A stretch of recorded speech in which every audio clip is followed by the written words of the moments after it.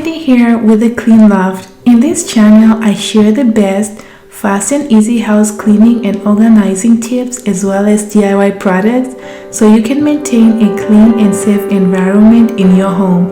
If you are new, consider subscribing. At this point, most stores have run out of hand sanitizer, but there is a solution because in this video, I'm going to show you how to make your own hand sanitizer with just 2 simple ingredients.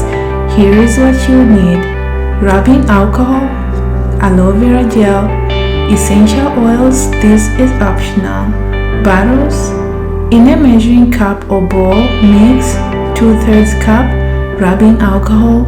I'm using 91%, need a 1/3 cup of aloe vera gel.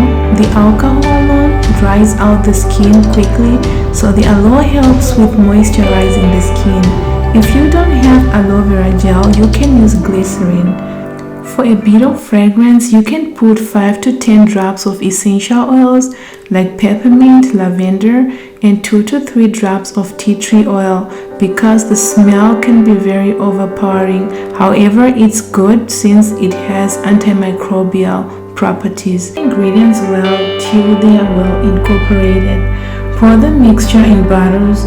I personally prefer to use the spray bottles because they are easy to get the product out since the final product is not as thick as the store-bought ones. Let's give it a try, shall we? So spray generously the hand sanitizer on one side of your hand and lather, making sure all the areas are covered just like so. Oh my gosh, it smells so good. I like the combination of the peppermint and the tea tree oil. So refreshing. I love it.